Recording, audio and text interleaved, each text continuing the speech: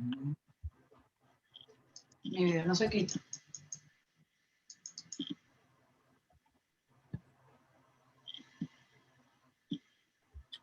Ok.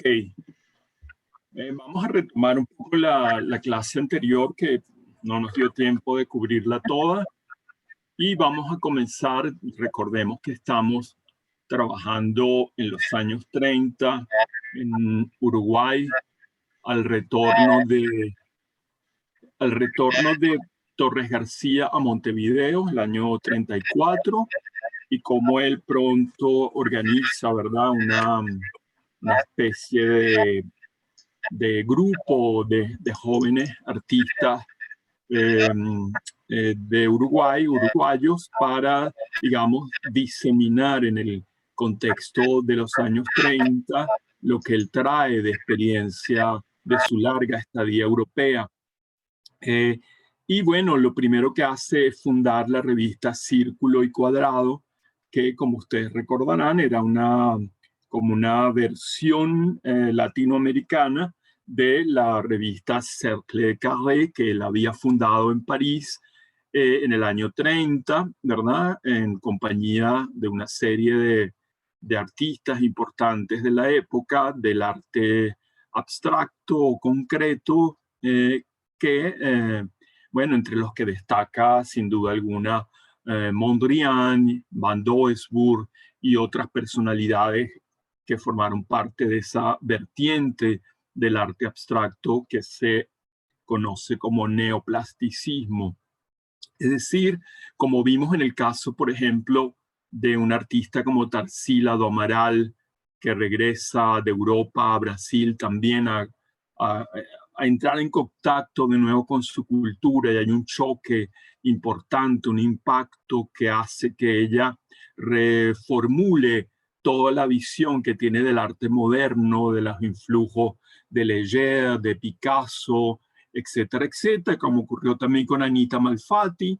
Es decir, hay siempre este fenómeno del regreso de Europa y el encuentro con la realidad de cada uno de los países a los que se regresa, esa vuelta a la patria, que es un contraste fuerte que siempre cataliza reacciones de reconfiguración, de reconsideración del legado europeo frente al legado latinoamericano en general, o el legado local, nacional, en casos particulares. Digamos que Torres García no escapa a esta especie de desideratum que acompaña toda la experiencia del arte latinoamericano moderno, ¿verdad? Y bueno, ya vimos cómo él presenta esa revista, las propuestas que hace allí de un constructivismo que se impregna de, digamos, de los elementos de la cultura autóctona.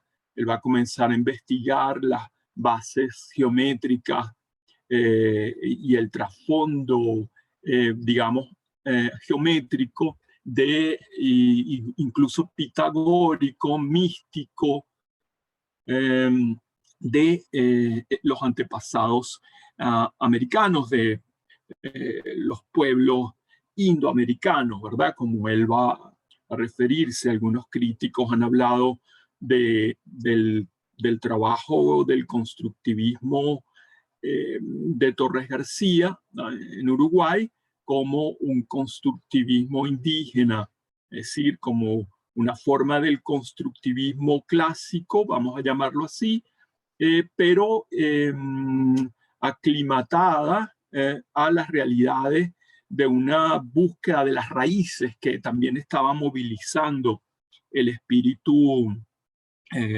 filosófico de Torres García, ¿verdad? Fabiola me acaba de preguntar qué relación hay entre este constructivismo y el constructivismo ruso. Es una muy buena pregunta. Fíjense que la palabra construcción está arropando una serie de operaciones del arte contemporáneo que tiene una connotación clara en principio, que es la idea de que el arte no es reproducción, la idea de que el arte no es repetición de algo que ya existe, sino es creación en el sentido de construir objetos inéditos. Es decir, la tensión y la tentación de la pintura o del arte moderno a desvincularse, en particular la pintura, de su dependencia tradicional con el referente extrapictórico, es decir, con el referente histórico, con lo que es la tradición de la mímesis, de la representación en sentido clásico, y todo lo que estos jóvenes que vamos a ver a continuación en Argentina, seguidores en principio de Torres García, van a cuestionar y a renunciar todo el carácter ilusorio del arte representativo, abocándose a un arte de mera construcción en el que el material forma parte de la concepción de la obra y la obra misma es autónoma y se refiere a sus propias condiciones materiales de aparición y de configuración, ¿verdad? La relación formal, interna, íntima, inherente o inmanente, en la que todo dato trascendente se borra. Eso podría ser el constructivismo más radical del neoplasticismo de Mondrian, de Van Doesburg, Van Tongerlo y todo ese grupo particular de continuadores del cubismo, en la tendencia más radical de la abstracción que se asoma en el cubismo, ¿verdad? Y que, bueno, van a seguir una línea, podríamos decirlo, ahistoricista, ¿verdad? Del arte como construcción autónoma, abstracta, pura, ¿verdad? Pero sabemos que ya Torres García, en 1930, en París, tuvo desacuerdos graves con esta tendencia, con Van Doesburg, con el propio Mondrian, y bueno, con otros de los compañeros que estuvieron con él en la creación de la revista, porque él tenía la tendencia a, digamos, de alguna manera, vamos a decirlo así, a contaminar esta pureza de un arte autónomo absoluto. Fíjense que uno, para hablar un poco de la tradición más potente del constructivismo abstracto, tenemos que remontarnos también al suprematismo de Malevich, a los experimentos de Lissitzky como suprematista y fundador del constructivismo ruso, y ahí entramos ya en otro plano también, porque el constructivismo ruso que se desarrolla en los años 20, con el propio Malevich y con sus discípulos, fundamentalmente el más importante y más decisivo de sus discípulos, que es Lissitzky, ¿verdad?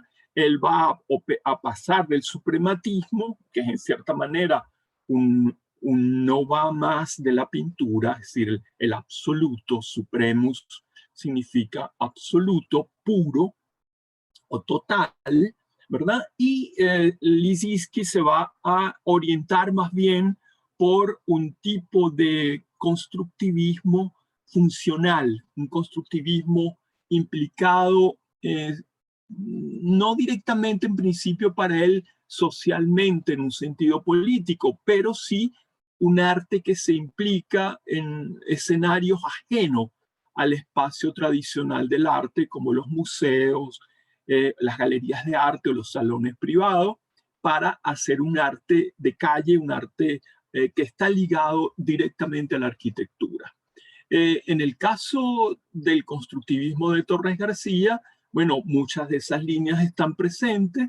Nosotros pudimos ver las imágenes de sus cuadros de los años 20, posteriores a su viaje a Nueva York, en los que hay una clara influencia de Mondrian, es decir, el trabajo de Torres García con la cuadrícula, con la retícula, el entramado geométrico tan característico de Mondrian y el uso de colores elementales, ¿verdad? Sin, digamos, aspirando a una representación absolutamente plana del cuadro, sin ningún atisbo de profundidad, ¿verdad? Destruyendo de alguna manera del cuadro la noción de espacio, Es decir, es la apuesta por el cuadro, la estructura de la obra como obra bidimensional pura, ¿verdad?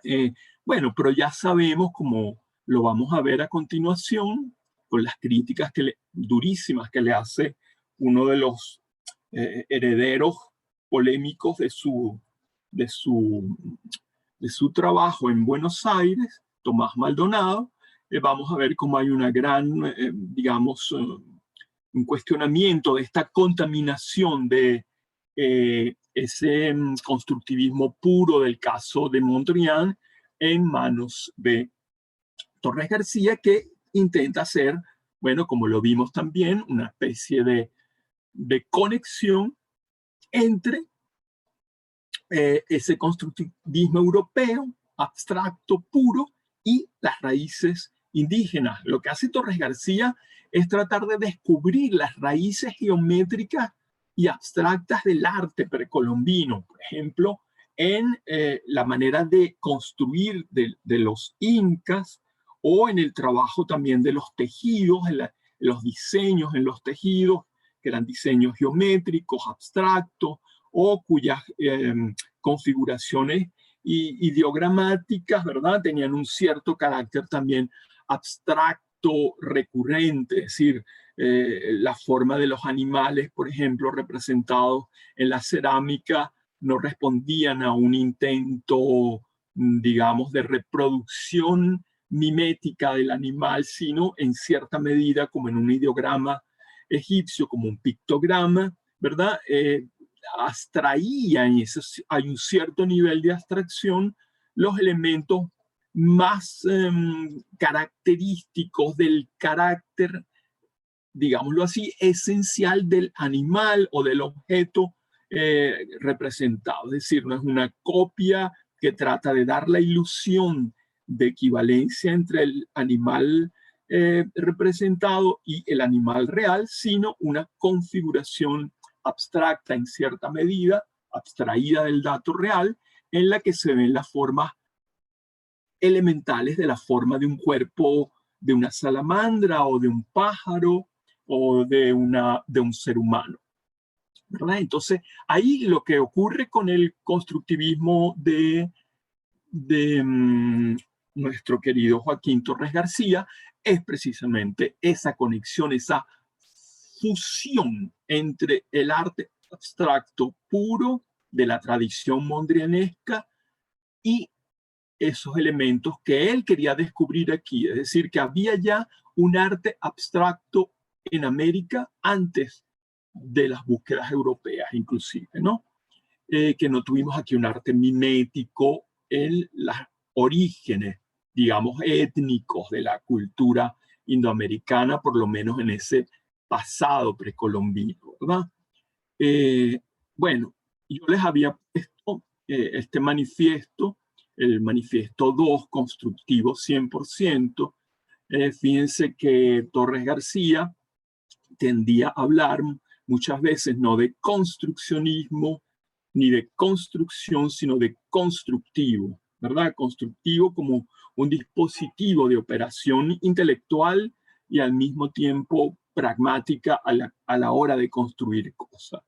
Y este manifiesto ha sido publicado por la Asociación de Arte Constructivo que él funda en Montevideo, ¿verdad? Y a la que van a pertenecer una cantidad de artistas de la época que lo siguen como maestro. Pero este manifiesto lo destaco, lo quería destacar precisamente porque en este manifiesto él desarrolla no solamente su teoría del constructo, de lo constructivo, del hacer, de la invención de nuevos objetos ajenos a la realidad, digamos, a la realidad circunstancial, porque en este manifiesto él hace énfasis en esa conexión con lo indígena, con sí, la herencia amerindia, por llamarlo de alguna manera.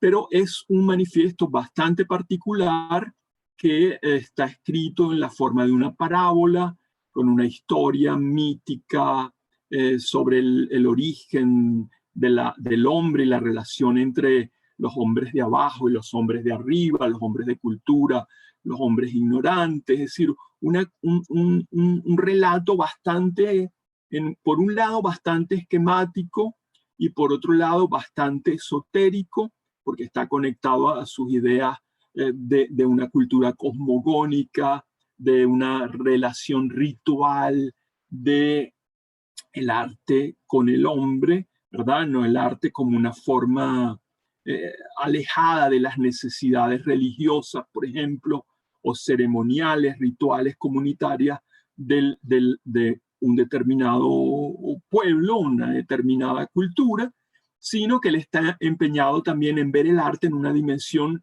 universal. Por eso él va a hablar de un constructivismo universal, que lo que busca es encontrar las bases fundamentales de una manera de construir en el mundo que se basa en una verdad absoluta que, bueno, que no se sabe dónde está situada, pero que él trata de abordarla desde este intento de una parábola sobre el origen de la relación del hombre con las imágenes, etcétera, etcétera. Es un texto largo, un texto, como les decía en la clase anterior, complejo de leer por el carácter hermético o esotérico que a veces podemos entrever en él.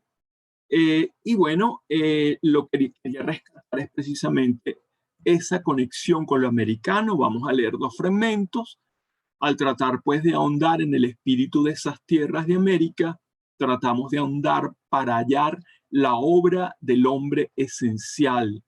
Despreciando lo histórico de ayer y de hoy, procuramos dar con el terreno primitivo. Y es por esto que hoy hemos dicho que nuestra orientación no puede convivir con ninguna de las que hoy se señalan en el continente, y sea de en medio, de derecha o de izquierda. Este fragmento es importante por lo menos por tres cosas que tienen que ver con lo que acabo de decir, ¿verdad? En principio, una exploración de la tradición espiritual de América para hallar la obra, dice, del hombre esencial, ¿verdad? Es decir, está, en este sentido, también está muy cerca del panorama idealista de un Malevich cuando funda el suprematismo en los años 10 en Rusia, ¿verdad? En la década de 1910. Y otro rasgo esencial, que este problema de lo esencial o de lo espiritual ha hecho que muchos críticos hablen de el carácter idealista de la propuesta estética de Torres García, el elemento utópico que está puesto también dentro de su concepción de un constructivismo universal. Y este detalle importante para lo que va a ser un motivo de contraste y de antagonismo con sus herederos argentinos, que es precisamente este desprecio de lo histórico. Es decir, al buscar al hombre esencial, Torres García dice: no me interesa una investigación del pasado desde el punto de vista histórico, de las causas históricas, ni del presente, sino con el terreno primitivo, es buscar el sustrato arcaico que le da consistencia a una idea del arte como construcción e innovación, es decir, como una operación que hace aparecer sobre el mundo algo que no estaba allí antes, ¿verdad?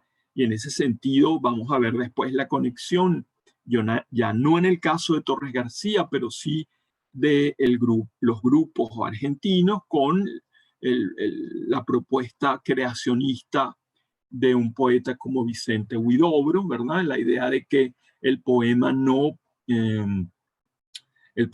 reproduce una experiencia ajena a la propia composición del poema como dispositivo verbal autónomo, ¿verdad? Que la poesía funda la realidad de la que habla. En ese sentido, el famoso dictum de Huidobro cuando dice: poeta, no me hables de la rosa o no hables de la rosa, hazla florecer en el poema. Es decir, no me describas la rosa, sino no sé, opera como una rosa cuando construyas el poema de la rosa. Un poco eso, ¿verdad? Es decir, no copiar la rosa, sino impregnar, no sé, digámoslo así, de rosacidad la lengua con la que se habla de la rosa. Lo cual es una cosa bastante difícil de lograr, sobre todo con las palabras que están tan marcadas por una conexión semántica con el referente. Pero sin duda alguna, esa ha sido una pulsión del arte moderno desde Mallarmé, en el caso de la poesía, y desde, bueno, desde Kandinsky, por lo menos, que recuerde ahora la relación importantísima entre pintura y música, la música como paradigma de un arte asignificante en el sentido más llano de la palabra, ¿no? En cualquier caso, esto es una peculiaridad de Torres García, siendo un hombre que le interesa antropológicamente el pasado de América, pero el indígena más remoto, ¿verdad? Que, bueno, se pierde en la noche de una vaguedad también que él no es capaz de precisar, puesto que él no es un profesional de la antropología, ni mucho menos, y de la arqueología menos, y bueno, es más bien en ese sentido muy especulativo, y eso también se lo van a cuestionar sus herederos, ¿verdad? Pero bueno, fíjense que esta borradura de la historia es sintomática de su esencialismo y de eso universal que él llama, en el que no hay diferencia entre un hombre de China y un hombre de la India y un hombre de Norteamérica, en esa esencialidad, ese universalismo, ¿verdad? Esa es una pretensión sin duda alguna idealista, y bueno, no le interesa esa, su manifiesto no tiene nada que ver con las pugnas políticas que se están dando en los años 30 en América Latina, ¿verdad? Entre derecha, izquierda o centro. Nuestro interés, pues, es el aborigen de estas tierras, sea el de hoy o el de ayer. Puede verse ahora que no obedece a otra razón que la de hallar en él al hombre en ese plano universal, no deformado aún por la civilización a la cual nosotros nos hemos permitido llamar decadencia. Quisiéramos ver a tales hombres tratados con mayor consideración y también que se les dejase vivir a su modo y respetando su fe, ya que ellos tienen que representar para nosotros los hombres que aún están dentro de las leyes cósmicas, que serían las leyes sagradas de la naturaleza. Nada pues tiene que ver nuestra simpatía por ellos con movimientos políticos en otro sentido, agrarismo o aprismo con objeto de redimir al indio. Aquí, obviamente, Torres García está haciendo un deslinde clarísimo con tendencias, ¿verdad?, vigentes en el momento en América Latina.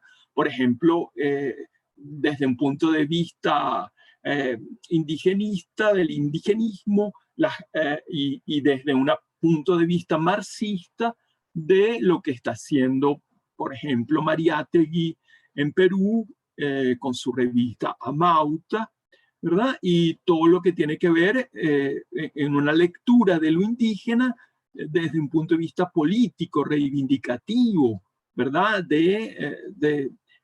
Bueno, del sometimiento y el desplazamiento de los pueblos indígenas, de su cultura, de su lenguas, etcétera, que es una lucha que está enfrentada o afrontada desde una perspectiva, en el caso de Mariátegui, marxista. Y hago esta referencia al marxismo porque esa referencia va a aparecer también cuando entremos en la escena bonaerense dentro de un momento.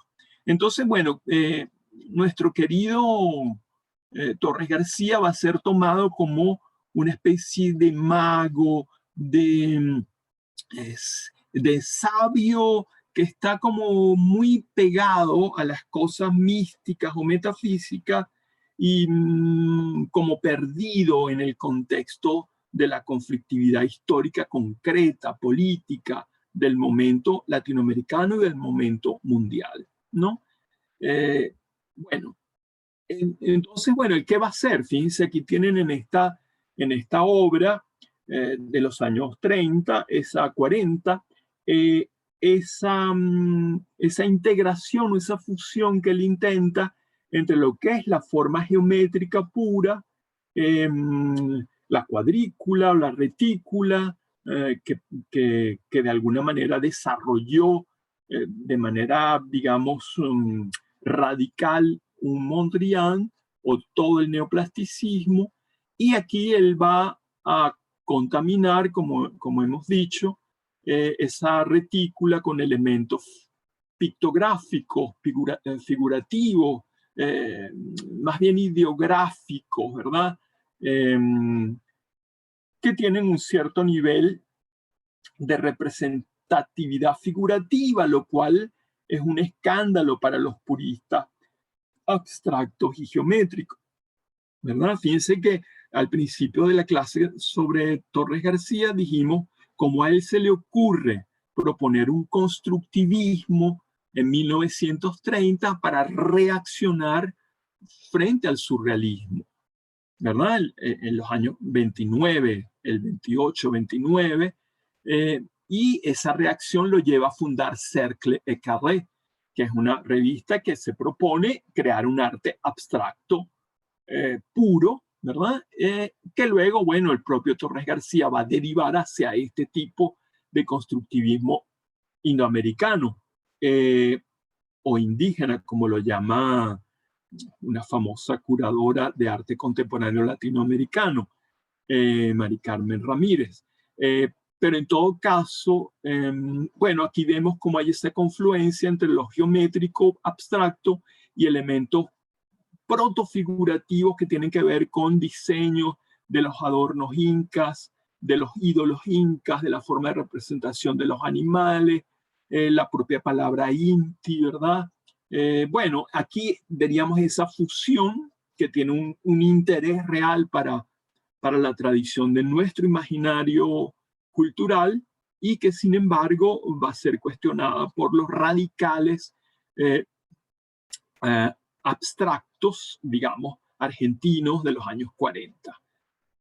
Bueno, aquí está el tipo de trabajo, las famosas estructuras de Torres García, que son realmente abstractas, pero también se les va a cuestionar desde esa perspectiva purista que estos juegos de disposición de elementos en el plano tienen un marcado, digamos, interés de dar la sensación de espacialidad, de profundidad, por el uso de la sombra, ¿verdad? Del sombreado, del claroscuro. Digamos que eso se enfrenta al plano absoluto, a la pintura plana de Mondrian. Y bueno, aquí él también está recuperando un cierto tipo de composición arquitectónica propia de la arquitectura inca, del modo como se traban las piedras en la construcción de los muros, sin argamasa. Y bueno, aquí está ciertamente en un plano constructivo, realmente haciendo un cuadro que no remite sino a esa idea de construcción, es decir, de trabazón de materiales en un polígono, en un dispositivo regulado, ¿verdad? Que tiene límites, que es el límite del cuadro, bueno, sobre el cual se ponen en escena unas relaciones de color, unas relaciones de valor, y tenemos este tipo de aporte a la tradición de la pintura abstracta geométrica. En la misma tendencia, ¿verdad? El problema aquí también para los puristas es el juego con la sombra, que da la sensación, obviamente, de una profundidad, de una cierta caja, ¿verdad? El cuadro no parece plano, sino pareciese como si toda esa forma geométrica aparentemente laberíntica fuera superpuesta al plano, ¿verdad? Pero sin embargo aquí todavía él está siendo constructivo en el sentido, bueno, en el sentido de un arte abstracto, geométrico, no realista. Tenemos que considerar un poco aquí la idea de constructivo en este contexto como lo que se opone al naturalismo o o al realismo en la representación, la ilusión mimética, ¿verdad? Y todo lo que tiene que ver con dependencia del referente natural, etcétera, etcétera, ¿no? Claro, eso es radical en el caso de la abstracción pura, geométrica, pero se ve ya en Torres García como una inquietud para deslizarse de esa pureza hacia otra cosa, dejándose perdón, dejándose contaminar con algunos referentes reales, naturales.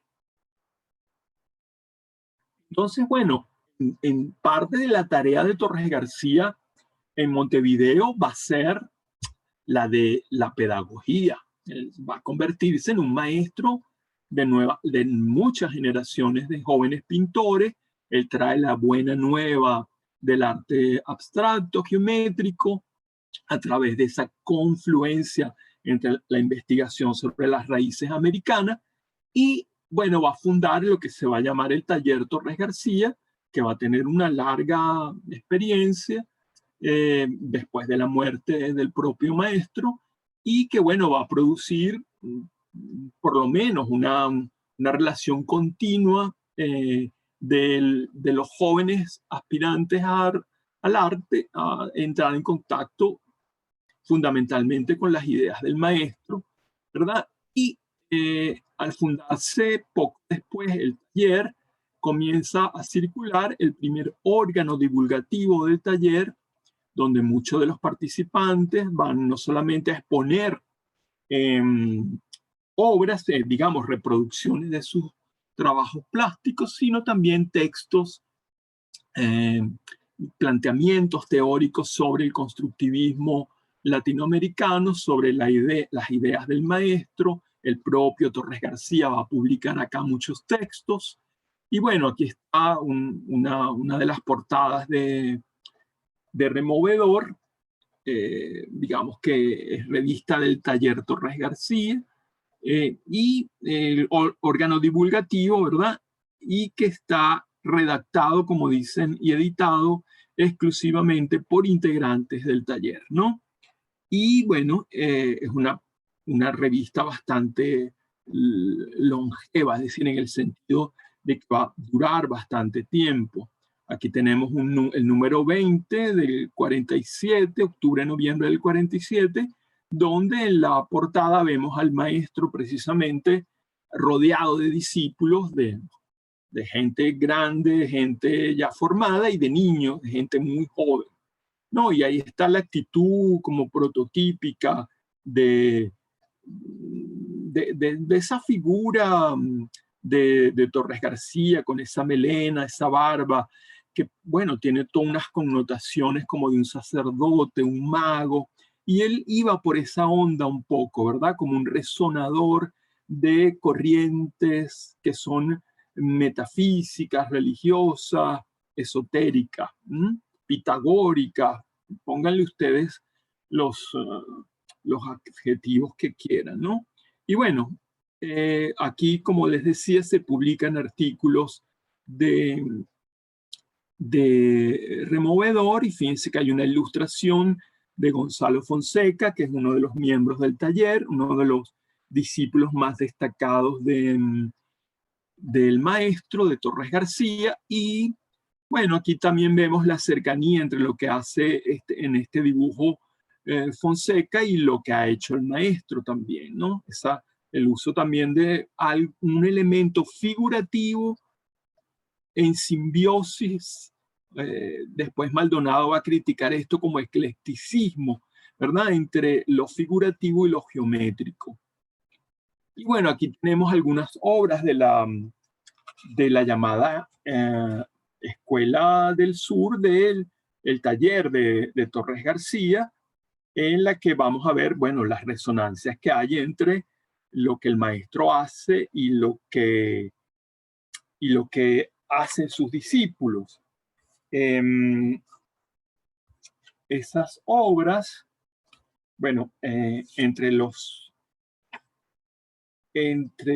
miembros de ese taller y de la Asociación de Arte Constructivo que que funda Torres García en el 35. Están dos de sus hijos, Horacio y Augusto Torres. Aquí tenemos una pieza de Horacio de los años 30.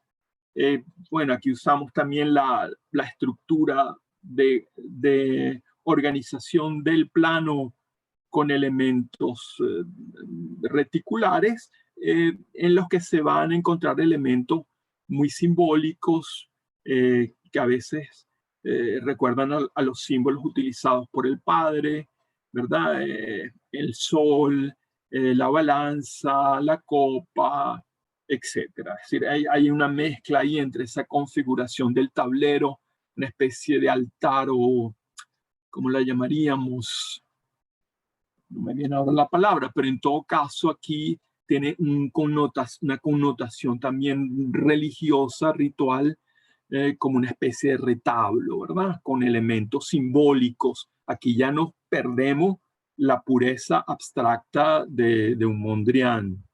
O bueno, vamos a seguir viendo los trabajos de Héctor Gotiño, otro discípulo del maestro, en la que vemos, bueno, el tipo de trabajo que él hace, que se acerca, evoca de alguna manera los trabajos también del maestro, ¿no? Estas obras que estamos viendo son todas de Gotiño, algunas ya de los años 50, pero recuerdan mucho las obras del maestro en muchos casos, ¿no? Es decir, la incorporación de esos elementos simbólicos, la visión del puerto de Montevideo, la mezcla entre lo citadino y lo ideográfico, los pececitos, la balanza de nuevo, las grafías, los números, las palabras. Es decir, aquí ya se perdió, digamos, el arte constructivo ya no es geométrico, sino otra cosa. Aquí, esto también es de Gotiño, aquí un experimento en madera, ¿verdad? Bueno, que también reproduce muchas de las formas y emblemas simbólicos del maestro, la persistencia del señalamiento del sur, ¿verdad? Toda la cuestión cósmica de los astros y los valores simbólicos de la cruz, el pez, etcétera, etcétera. Y bueno, otra versión de lo mismo, aquí con talla en madera, ¿verdad? Como esta, madera pintada.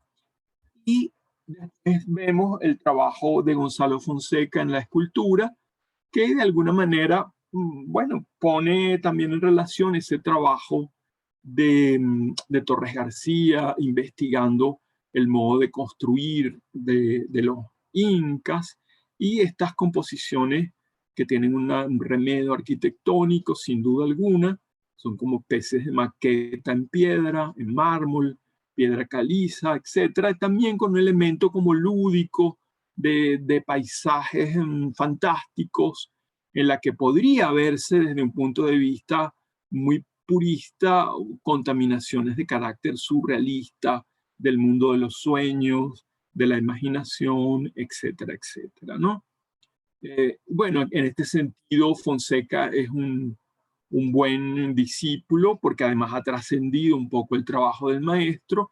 Recuerden ustedes que el maestro trabajó también mucho en bellísimas esculturas en madera, muy elementales, con mucha pobreza de medios, pero con una gran belleza en la composición, que son particularmente hermosas, las más abstractas, las más puras en el sentido neoplasticista, por así decirlo, pero también el maestro experimentó haciendo juguetes, ¿verdad? Y muchos de sus juguetes, digamos, eran esculturas, ¿verdad? Muchos de esos juguetes eran articulados, eran formas muy que se podían también armar y desarmar por pieza, es decir, que tenía un carácter también móvil de la estructura, es decir, no era una escultura fija para siempre, sino que los elementos podían manipularse y jugar con ellos, puesto que el elemento lúdico era muy importante. Todos recuerdan que Torres García intentó construir una fábrica de juguetes y fracasó, etcétera, etcétera. Bueno, aquí estas son el tipo de propuesta de Fonseca. Y bueno, vamos a entrar con esta breve aventura por los herederos de Torres García en Uruguay, en Montevideo. Vamos a ver cómo resuena en la otra orilla del río, en Buenos Aires, trabajo de Torres García en Montevideo, y bueno, la divulgación de su pensamiento y de su trabajo en las revistas, como la revista Removedor, o también en los propios libros que Torres García va a publicar, ¿no? Entonces vamos a entrar en la quinta escena, continuando con nuestra revolución artística en marcha. Vamos a hablar entonces hoy del arte concreto en Argentina. Profesor, una pregunta. Sí, adelante. En ese manifiesto al final es como un manifiesto plañidero, como un lamento, como una despedida. ¿Qué pasa después con eso? ¿Qué pasa después con ese movimiento? Porque él prácticamente dice, bueno, llegamos hasta aquí, los que quieran, que sigan, pero ya yo no represento esto. Claro, tú dices el manifiesto 2. Sí. Sí, sí, bueno, lo que va a ocurrir es que, bueno, Torres García no va a seguir comandando esto con esa energía que tenía al principio al llegar, pero sus discípulos, aquí estos dos, Fonseca y Gotiño, o sus propios hijos, van a continuar durante un tiempo, inclusive hasta los años 50, trabajando en ese camino, tratando de mantener la fusión entre el elemento geométrico abstracto y el elemento simbólico de resonancia indígena o emblemática, ¿verdad? Pero eso se va, digamos que, a diluir después. Ya los propios artistas van a explorar otros territorios o se van a quedar haciendo este tipo de trabajo. ¿Sí? Sí. Ok. Bueno, entonces vamos a ver los contrastes acá con el pensamiento. Quería comenzar con esta idea de que el legado de Torres García, como toda la experiencia histórica de la cultura es entrelazamiento, es continuidad, discontinuidad, ¿verdad? Es tradición también. Es decir, como lo que dicen los maestros también nos influye, aunque después los rechacemos, reaccionemos contra su enseñanza, ¿no? Que es lo que pasa en toda experiencia humana de la historia, ¿no? Como el pasado nos influye, pero al mismo tiempo necesitamos crear espacios nuevos de expresión, y bueno, tenemos que renunciar al pasado, reconfigurarlo, reconocerlo y al mismo tiempo abandonarlo. El famoso parricidio que todo artista tiene que cometer con sus antepasados. Entonces, en un texto de Carmelo Arden King, que es uno de estos jóvenes que es un uruguayo y que en principio estuvo cerca del maestro y luego se muda a Buenos Aires y escribe este texto que luego vamos a retomar, El Móvil, en el año 45, y dice esta frase que me gustó aislar porque habla de esa conexión con los antecesores. Dice: reconocemos y saludamos a nuestros antecesores, a los cuales agradecemos el ejemplo y la enseñanza. Es en esa ética de gratitud que trabajamos. Es decir, un reconocimiento de la deuda de los jóvenes con, en este caso, por ejemplo, con, él va a nombrar a varias personas allí, a varios artistas, a Calder, por ejemplo. Habla aquí de un arte móvil, no estático, y bueno, va a recordarse de los trabajos de Moholy-Nagy. No nombra a Lissitzky, pero hubiera podido nombrarlo. Y bueno, vamos a ver cómo de alguna manera aquí también están las huellas de cierto Torres García, a pesar de que él no lo nombra en este texto del año 45. En un texto muy anterior, pero publicado luego en el libro del año 44, Universalismo Constructivo, de la invención en la pintura, aíslo una frase que dice: la invención en la pintura es todo, porque la palabra invención va a ser uno de los elementos que van a retomar estos muchachos de Buenos Aires en los años 40 para reconfigurar el constructivismo heredado de Torres García, ¿verdad? Y la palabra invención va a aparecer ya en las primeras experiencias, digamos, militantes o como lo llamaríamos, manifestantes, en el sentido de que las primeras ideas, los primeros principios que van a unificar al movimiento en el año 44 es precisamente la idea del arte como invención. No el arte como descubrimiento de algo que ya está allí o como una verdad oculta, sino como invención, construcción ex nihilo de alguna manera, y por eso la conexión que yo planteaba con el creacionismo, que la plantean ellos mismos también, entre una pintura que es construcción de algo completamente inédito en el sentido de que no hay referente exterior al propio objeto plástico.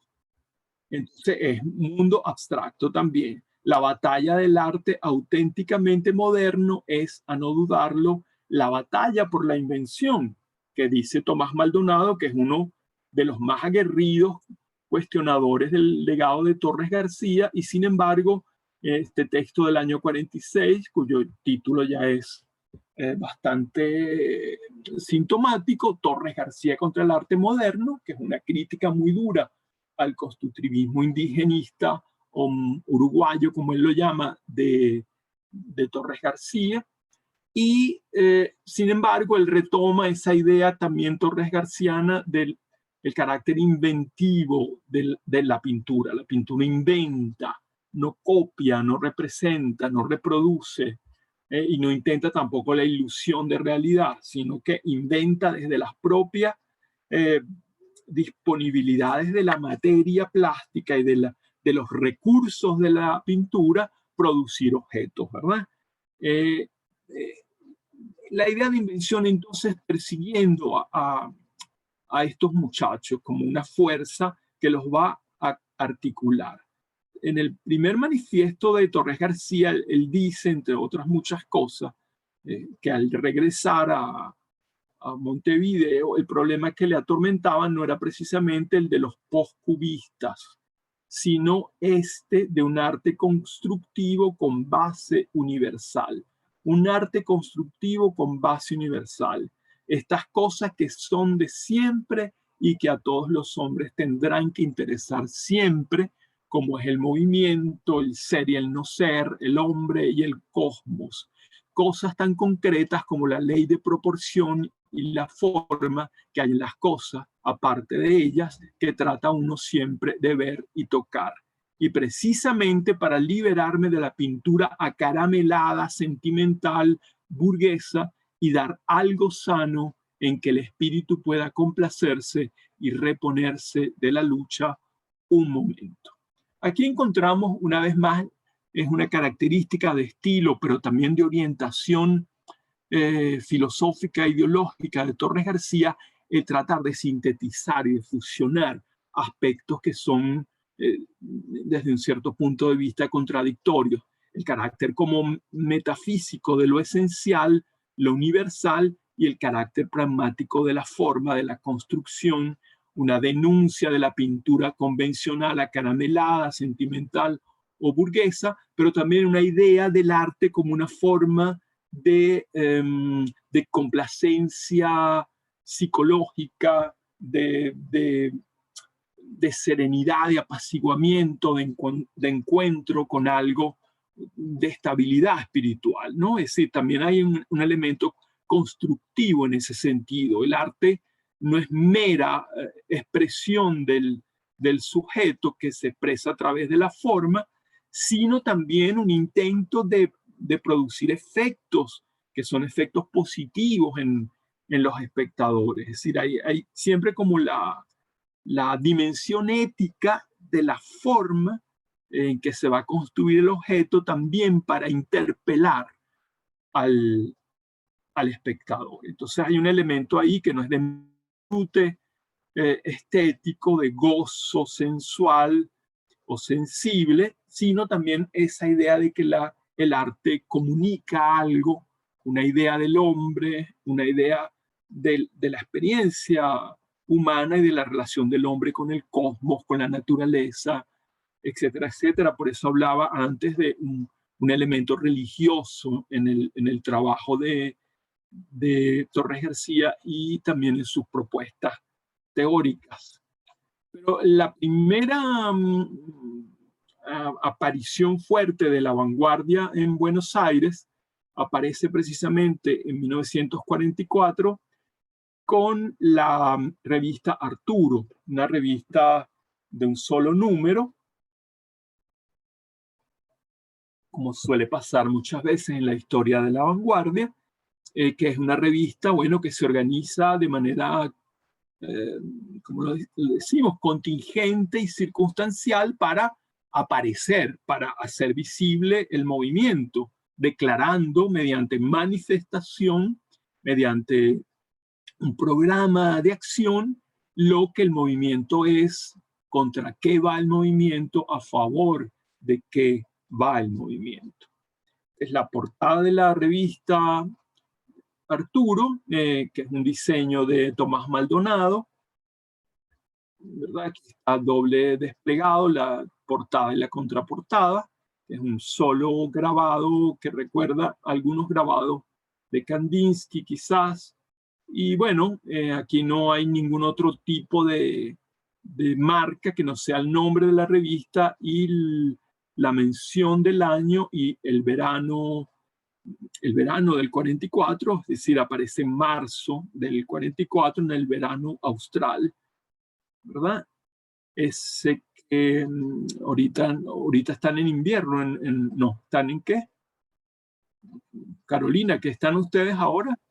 Invierno. Invierno, ok. Con ricos 10 grados.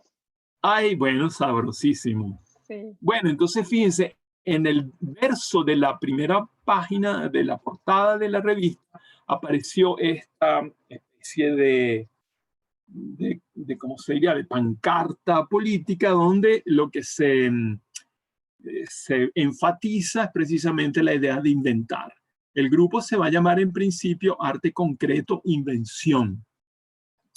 Inventar, hallar o descubrir fuerza de ingenio a fuerza de ingenio o meditación o por mero acaso, una cosa nueva o no conocida. Hallar, imaginar, crear su obra el poeta o el artista. Fíjense que están jugando con la definición de un diccionario. Invención, acción y efecto de inventar, cosa inventada, hallazgo.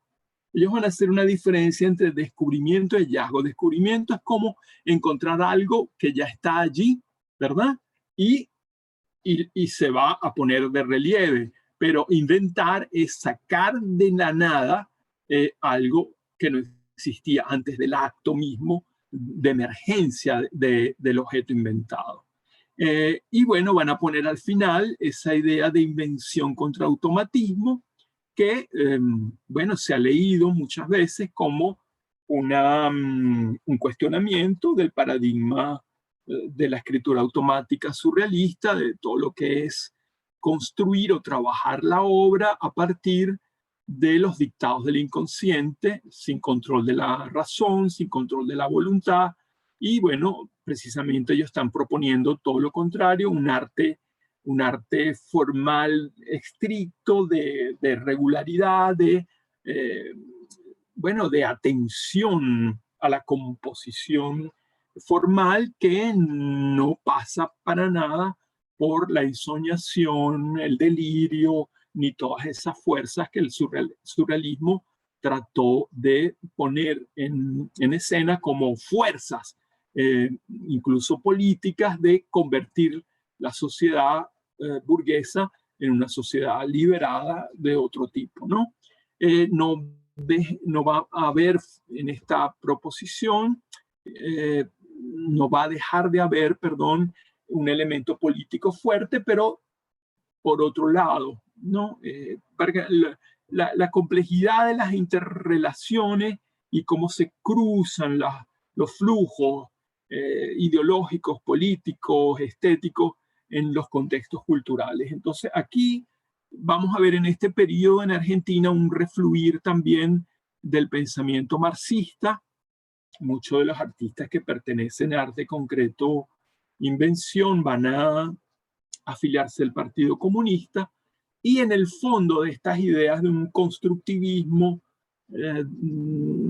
digamos, un constructivismo materialista, llamémoslo así, para diferenciarlo del constructivismo indigenista de Torres García. Por ejemplo, estos muchachos argentinos van a borrar cualquier referencia a las culturas precolombinas, y no les interesa para nada la exploración de la arqueología, de la memoria ancestral, ni ningún elemento ritual ni religioso. Ahí se van a apartar por completo de Torres García y van a entrar más bien en la dimensión de la herencia de Mondrian. Al final ellos van a defender a Mondrian frente a Torres García. Pero, digamos, van a estar como constructivismo materialista, van a estar muy marcados por una fascinación por las ideas del marxismo, del materialismo histórico. Entonces, por eso les abro aquí con una opinión del propio Ardenquín, que estaba metido en la plana mayor, Carmelo Ardenquín, que estaba digamos, en la junta o el comité de redacción de Arturo, y que escribe como el texto de presentación. Se les digo solamente este fragmento para que vean en dónde se sitúan ellos políticamente. Son las condiciones materiales de la sociedad las que condicionan las superestructuras ideológicas. El arte, superestructura ideológica, nace y se desarrolla en base a los movimientos económicos de la sociedad. Para la exacta interpretación del arte en su función histórica, debe establecerse este orden dialéctico. Fíjense entonces aquí ya un deslinde claro frente al propio Torres García. Torres García no quería implicarse políticamente con la política contemporánea de su tiempo, y su búsqueda de lo indígena o de lo esencial del hombre autóctono no tenía nada que ver con reivindicaciones de carácter político ni ideológico, como en el caso de un marxista como Mariátegui, ¿verdad?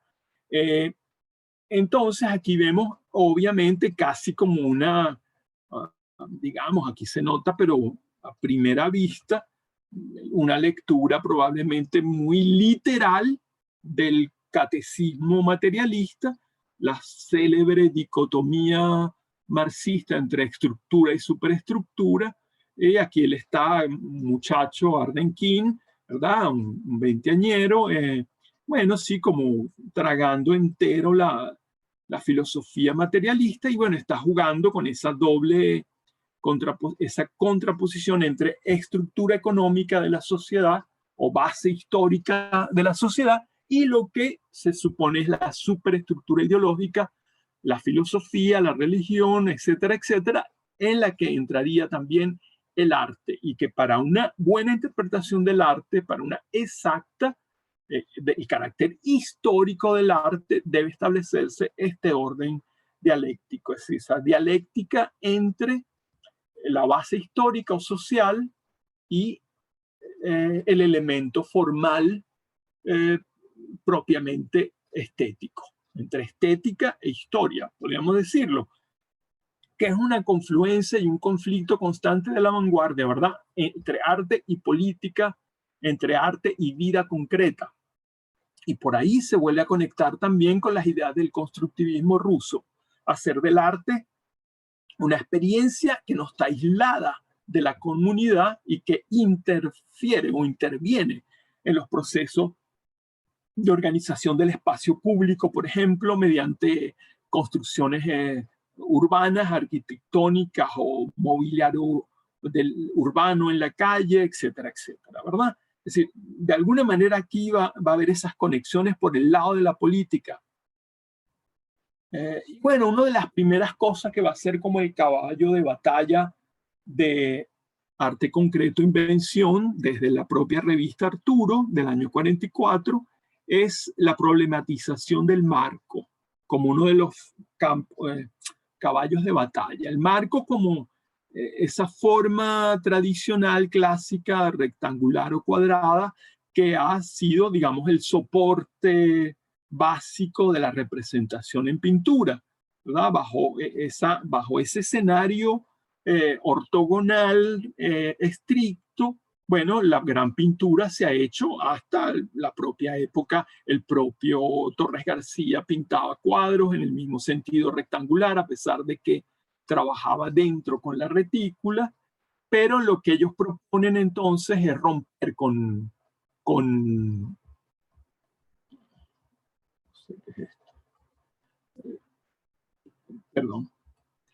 romper con ese carácter estático y como impositivo del marco, del límite que el marco le da al cuadro, a la obra, eso hablando de la pintura. Y bueno, entonces él va a plantear en ese famoso texto, El Móvil, que él va a leer el año 45, una de las primeras exposiciones colectivas de los miembros de Arturo, él mismo, otros artistas que ya hemos nombrado, como Tomás Maldonado, como Yula Kosische, Rod Rothfuss y otros que vamos a ver a lo largo de la clase. Bueno, entonces él está presentando ahí esa exposición con estas palabras. Conocemos la historia. De aquí yo tomé también el fragmento con que iniciamos la clase, el reconocimiento de los antepasados. Conocemos la historia del movilismo. Aquí esta palabra movilismo, quizás podríamos poner en vez de ella cinetismo, el arte que trata de buscar, de prestarle atención al movimiento, al dinamismo, ¿verdad? Conocemos la historia del movilismo, reconocemos y saludamos a nuestros antecesores, a los cuales agradecemos el ejemplo y la enseñanza. Es en esa ética de gratitud que trabajamos. En nuestro caso particular, citemos primero al futurismo, con su aporte del concepto del movimiento y sus creaciones dinámicas, y luego artistas eminentes como Jolinek y Calder, entre otros. Nos sentimos sus continuadores, aunque ellos no supieron transmitirnos los datos fundamentales, como ser en pintura el concepto de poligonalidad, y ello por falta de conciencia de esta idea. Es que la idea del polígono como forma que excede las coordenadas rigurosas del rectángulo o del cuadrado. Y bueno, hagamos una de las cláusulas de esa lectura del año 45, es hacer móvil la pintura, móvil la escultura, móvil la arquitectura, móvil el poema, dialéctico el pensamiento. Es decir, que hay un dinamismo nuevo para la obra de arte en la que implica no solamente la experiencia de contemplar un objeto, sino ya de alguna manera romper con la confortabilidad perceptiva de la pintura, en el caso del cuadro enmarcado, y bueno, movilizar también la escultura, que la escultura no fuera estática, sino participativa, por ejemplo, con un ejemplo que vamos a ver a continuación, el mismo poema, ¿verdad?, construido como forma potencial de sentido, como nos enseñó de alguna manera Mallarmé con el golpe de dados, y bueno, móvil la arquitectura, una arquitectura hecha también para el desplazamiento de las masas o de los individuos, que tiene mucho que ver con esa relación del constructivismo ruso entre arte y espacio civil. que también se conecta con la experiencia del muralismo en México y con otras experiencias de simbiosis o síntesis entre la arquitectura y el arte y las artes plásticas, ¿no? Al abandonar, dice, los 4 ángulos ortogonales clásicos, cuadrado y rectángulo, como base de la composición, nosotros ganamos en posibilidad de invención en todo sentido. Es decir, como si la camisa de fuerza del espacio ortogonal tradicional se abre, se rompe, como ocurre en el caso del golpe de dados de Mallarmé, donde la estructura del poema, la caja del poema, como forma orgánica regular, se rompe también, se abre y el poema se dispersa sobre la página y la manera de entender y de leer lo que el poema dice va a cambiar radicalmente. De alguna manera también ellos están proponiendo romper esa cárcel del cuadro y abrir el cuadro hacia el espacio de exhibición, como si no hubiese diferencia entre la obra y el espacio, sí, el muro o el escenario donde aparece la obra. Esto recuerda sin duda alguna los experimentos de Lissitzky con el Praun, ¿verdad? Con esas cosas, esas estructuras que salen del plano del cuadro y se convierten progresivamente en escultura y posteriormente en instalaciones. Es decir, del espacio bidimensional puro hacia un espacio tridimensional, pero todavía ligado al plano del cuadro, y luego a una liberación total de la dependencia del plano hacia el volumen, que ya estamos en el plano de la arquitectura o incluso después en el de la instalación. Eso es el trasfondo. Esta escultura de Giulia Koszice, uno de los miembros del grupo, que, es una escultura de madera articulada que se puede manipular en el sentido de que puedo darle diferentes formas y está hecha precisamente para ser manipulada, no para permanecer estática, contemplada. Esta es una pieza del año 44, sí. Roggi número 2, Koszice forma parte del grupo que escribió, no solamente que mostró sus obras, sino que escribió también en ese número inaugural y único de la revista Arturo, en un ensayo que es fundamental también para la comprensión de las propuestas del grupo. Pero este tipo de escultura, bueno, que tiene esa capacidad de también lúdica, de que podemos moverla, ponerla en diferentes posiciones, etcétera. Es manipulable, dinámica, inmóvil. Este sería un buen ejemplo de lo que Ardenquín está pidiendo o invocando como una cultura móvil, una escultura móvil. O si no, ¿verdad? Estos experimentos de otro de los miembros del grupo, Raúl Loza. Bueno, aquí ya esto es un poco lo que Ardenquín llamó en algún momento coplanar. Es decir, ya el cuadro no es una forma rectangular, sino un polígono irregular en el que, bueno, se van a presentar formas geométricas, aunque todavía se sigue utilizando aquí el marco, pero el marco ya no es rectangular ni cuadrado, sino quebrado. En este sentido, digamos que ya advierte como la naturaleza artificial misma del cuadro, rompiendo con esa especie de hipnosis que el cuadro produce al separar la escena representada del resto de la superficie donde aparece colgado.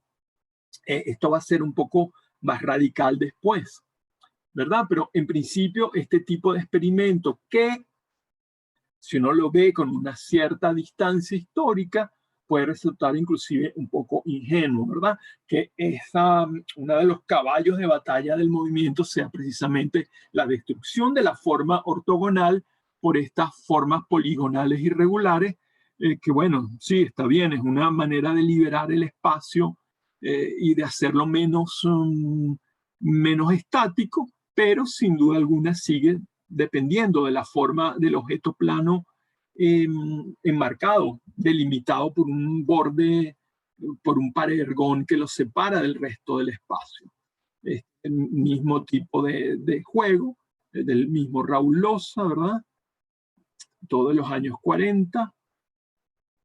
Y aquí está en la revista el ensayo famoso de Rod Rothfuss, el marco un problema de la plástica actual, en la que, bueno, estos planteamientos que yo estoy más o menos sintetizando de manera muy rápida, él los plantea, digamos, tomando una revisión histórica de lo que ha sido el trabajo del arte contemporáneo desde el cubismo en adelante, y sin dejar de hacer mención a lo que propone, como yo les decía antes, Vicente Huidobro en su manifiesto creacionista, la idea de que el arte es construcción a partir de la propia materia de la obra, de la plasticidad de los materiales propios del arte, y ninguna referencia a otro tipo de discurso que no sea el plástico. Es aquí una vuelta un poco a la rigurosidad de la abstracción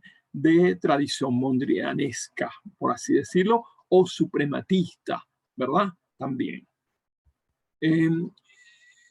Tomás Maldonado, que también está metido en el grupo, como acabo de decirlo, es una figura muy protagónica en todo el periodo, por lo que escribe, por la pintura que hace, pero por sus polémicas muy, ¿cómo se dice?, aguerridas y al mismo tiempo muy despiadadas, ¿no? Ya vamos a ver lo que él hace con el pobre maestro Torres García, cómo vapulea su propuesta constructiva, pero lo veremos en su momento.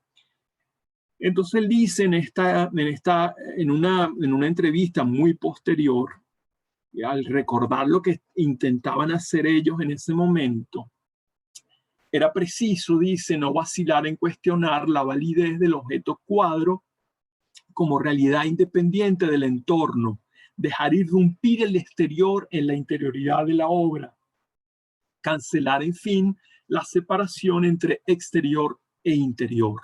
Para lograrlo se proponía exagerar las entradas y salientes del perímetro hasta el punto de hacer desaparecer la identidad del cuadro normal.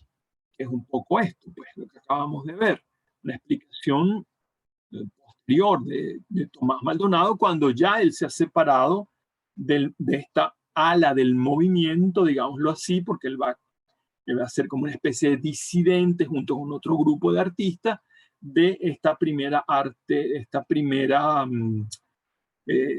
camada de artistas constructivistas en Buenos Aires, que se reconocieron todos bajo la denominación de arte concreto invención, con la revista Arturo, que es un medio de integración y de congregación comunitaria, por así decirlo, y de puesta en escena de su programa estético y político, ¿verdad?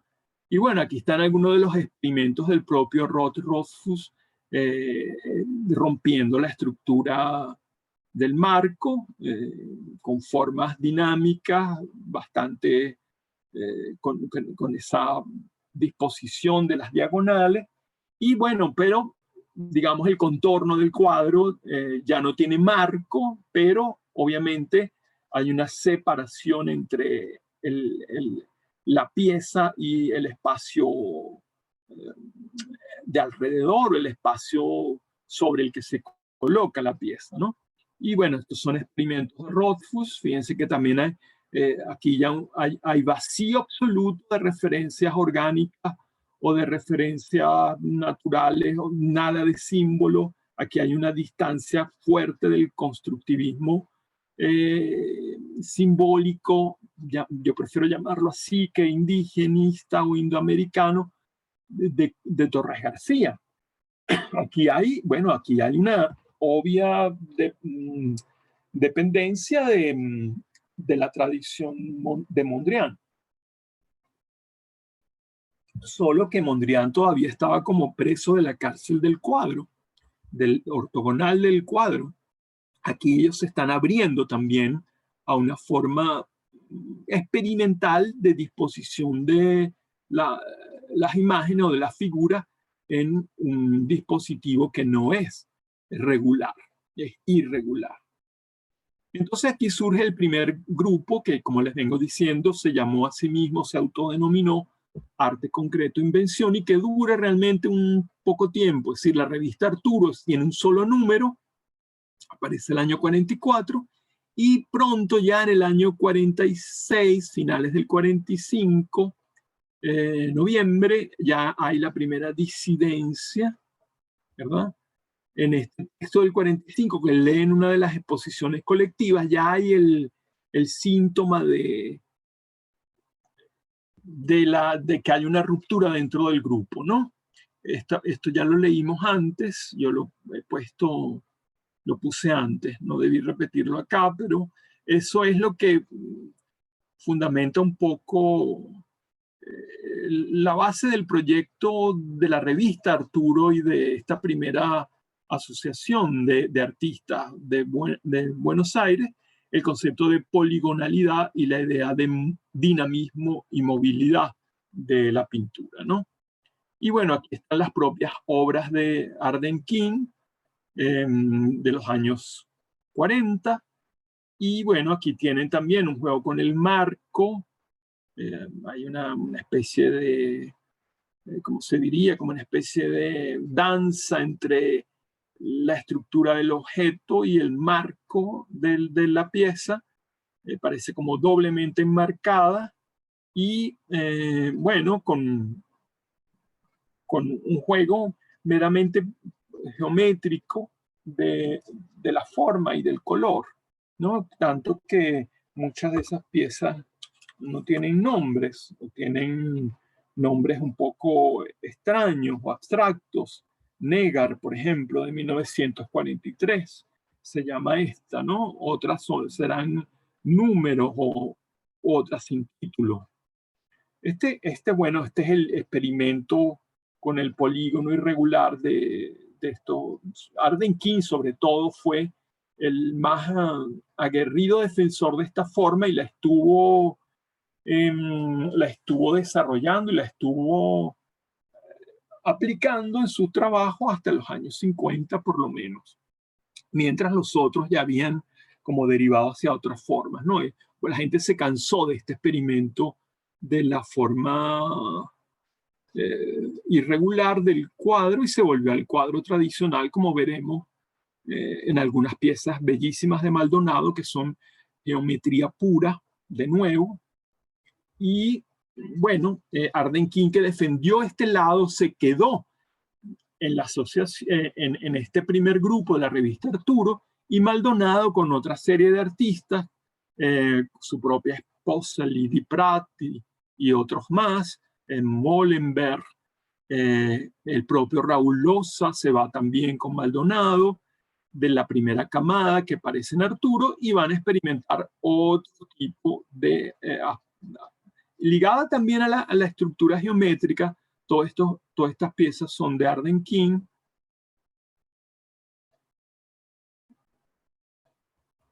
Y bueno, viene luego el disenso. En este texto de 1945, ya Carmelo Arden King acusa al grupo que se va a separar de que no son fieles a la propuesta de la pintura poligonal que él está proponiendo. Es decir, siempre aparece como una especie de tentación autoritaria de ciertos miembros de los grupos a imponer una línea rigurosa que debe ser seguida por todos. Y esa es una de las causas fundamentales que hacen que los grupos se fracturen, se rompan, como ocurrió en el surrealismo y como ha ocurrido en tantas otras experiencias del arte de vanguardia.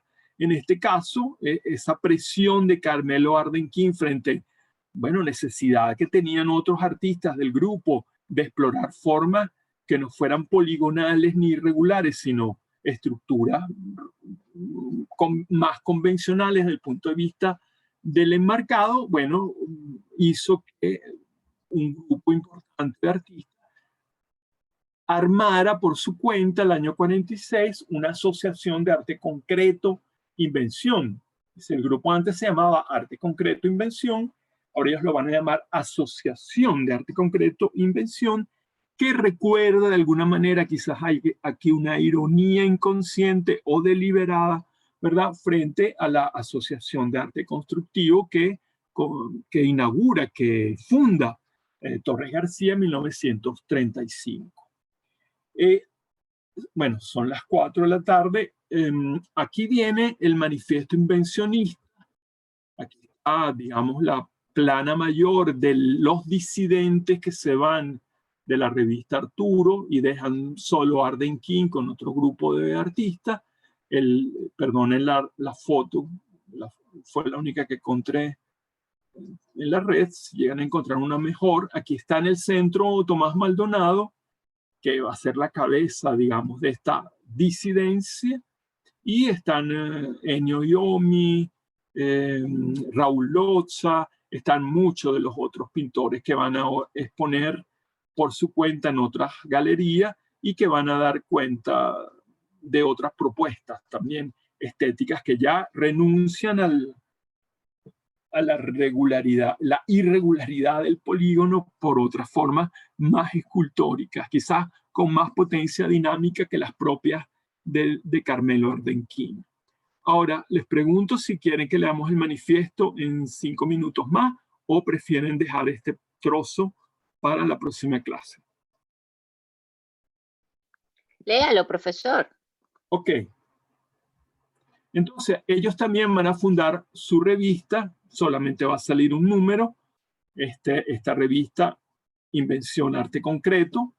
Fíjense cómo hay esa pugna que utilizan el mismo nombre del movimiento original, ya eso crea una conflictividad, ¿verdad? Aunque ellos se llamen Asociación de Arte Concreto Invención, siguen utilizando las mismas palabras del grupo de Ardenquín. Y bueno, el manifiesto invencionista no es, aparece en esa revista en agosto del 46, y bueno, es interesante sí detenerse en algunos de los aspectos. Fíjense, ellos obviamente son fragmentos.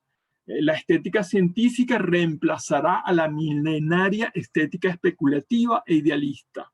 Las consideraciones en torno a la naturaleza de lo bello ya no tienen razón de ser. La metafísica de lo bello ha muerto de inanición. Ahora se impone la física de la belleza.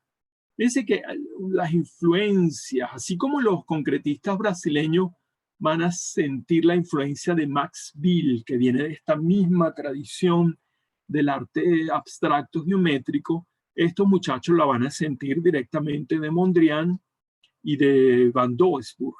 Y bueno, esta idea de lo científico, de la cientificidad, una estética científica, de la precisión, de la exactitud, frente a una estética especulativa idealista, que era precisamente la estética de Torres García, una estética conjetural que habla de un pasado arcaico indefinido, que no se puede precisar históricamente, etcétera, etcétera. Y bueno, la idea misma de belleza ya ha sido, bueno, es una de las ideas más vapuleadas de la modernidad, la noción de lo bello, ¿verdad? Desde las reflexiones de Kant, en la contraposición entre lo sublime y lo bello, y todo lo que ha sido el arte romántico, la belleza clásica de la armonía, el equilibrio, la simetría, la proporción, ha sido destronada del paradigma de la composición en artes plásticas, en las artes visuales, y ha sido continuamente problematizada. Entonces, bueno, aquí ellos vuelven a reafirmar esa tradición de lo moderno, la metafísica de lo bello muerto de inanición, y lo que se impone es una física de la belleza. Fíjense la correlación que pueden establecer entre estética científica y física de la belleza, algo que podría articularse racionalmente, una belleza de la razón geométrica. Por eso es que Torres García va a llamar a este arte el arte de tendencia,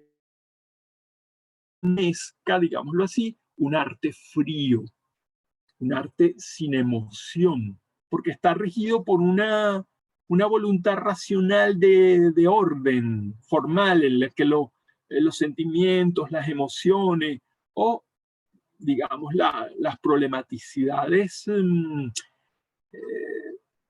arqueológicas o antropológicas del arte que está propugnando Torres García están anuladas. Aunque hay otro trasfondo que ya trataremos de hacer visible en la próxima clase, en que en este pensamiento aparentemente abstracto, puro y frío, como lo llama Torres García, se esconde una postura política. Parece paradójico, parece que no fuera así, pero aquí está una postura política de carácter materialista. Materialista por el lado de la materia, de lo científico, del objeto, ¿verdad? Empírico y de la física de los materiales, pero también en el sentido del materialismo histórico. Es decir, me parece un contrasentido que un arte abstracto, donde no se representan, bueno, los conflictos históricos de manera figurativa, se proponga a sí mismo como un arte revolucionario en el sentido político de la palabra. La abstracción como forma revolucionaria de construcción de una nueva manera de entender el arte y de que el espectador se conecte con el arte, ¿no? Eso lo vamos a ver después. En todo caso, fíjense lo que pasa en todos los manifiestos. Marily, ¿verdad? Es decir, ¿qué pasa? Siempre hay un deslinde, una separación entre una cosa que no queremos, una que queremos.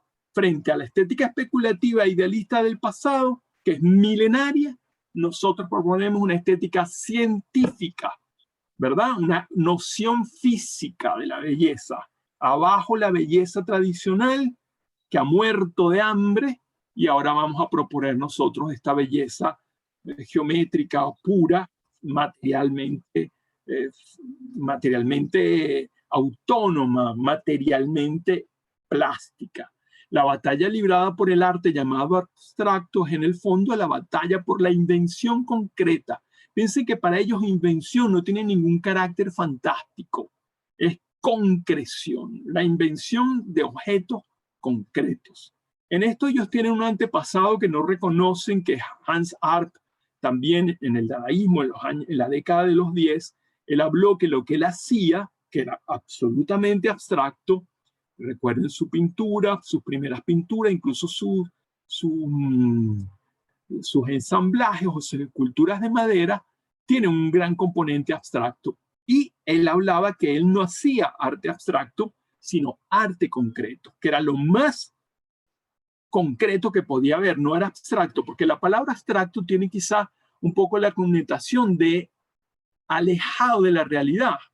Abstracto significa separado, separación, y precisamente ellos lo que querían era una relación directa con la materia, y la invención es concreción de cosas en el espacio, ¿no? Entonces, por eso hacen el énfasis de invención. Ellos son concretistas, inventan de manera concreta.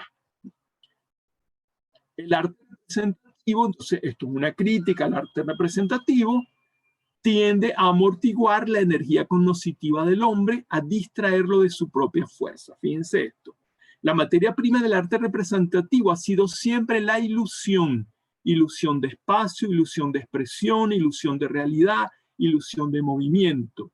Formidable espejismo del cual el hombre siempre ha regresado defraudado, debilitado. En cambio, el arte concreto exalta la vida porque la practica.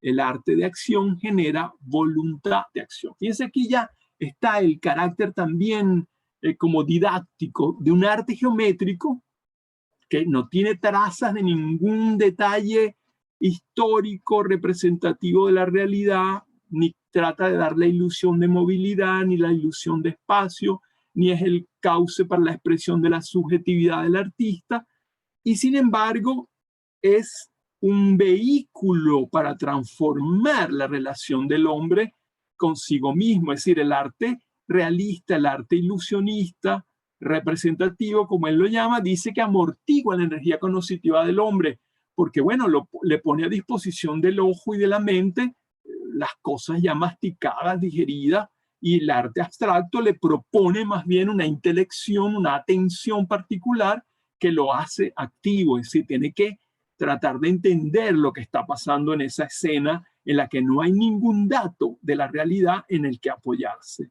No hay espejismo, no hay trompe-l'œil, es decir, no hay ningún intento, como la hacía la pintura surrealista, de crear la ilusión de que, bueno, de un reloj elástico que se dobla o se derrite o cualquier otra cosa fantasmagórica. Aquí hay una borradura y sin embargo se pretende que esta concreción del arte es un signo de acción, o sea, lo concreto ligado a la acción. Y como un arte de este tipo, y aquí vemos siempre un elemento utópico, no exento de idealismo, ¿verdad? La idea de que una pintura como esa puede generar en el espectador voluntad de acción.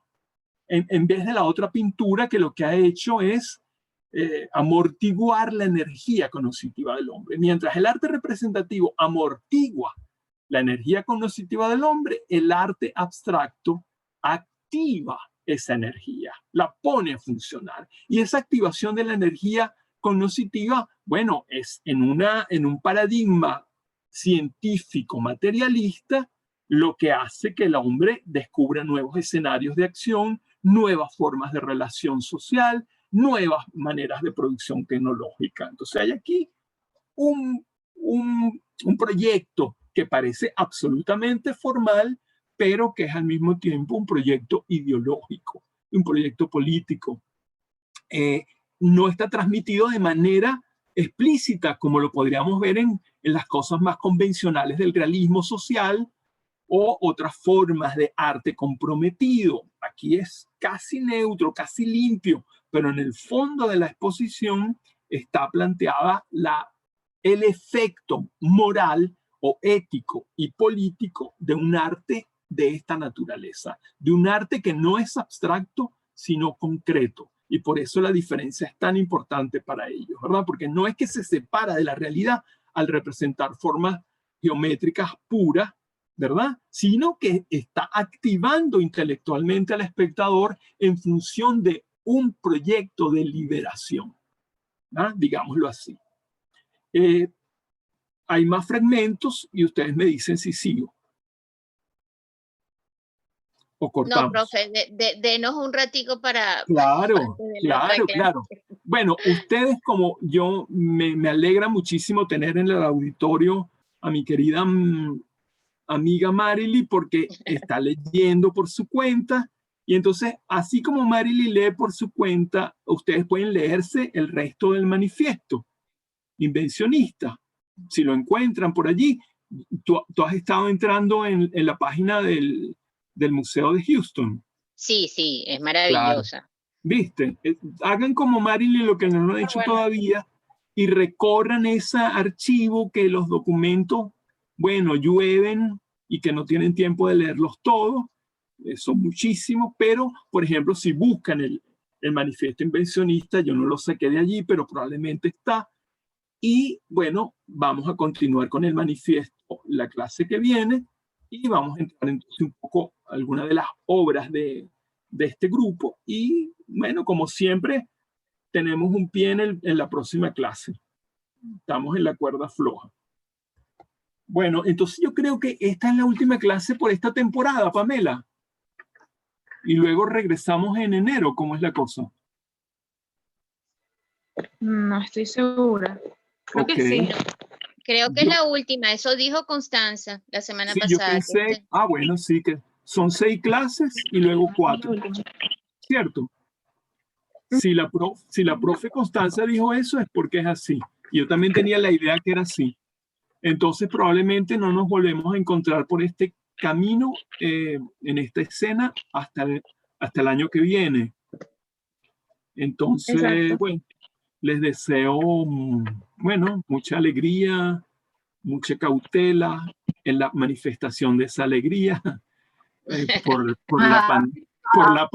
por la pandemia, ¿verdad? Porque tampoco es que nos vamos a poner eufóricos a volvernos locos y amanecer enfermos el año que viene. Entonces, bueno, mucha alegría y mucha esperanza, y lean, estudien, ¿Hay háganse. alguna lectura que tengamos o que nos recomienda hacer para cuando nos volvamos a ver en enero?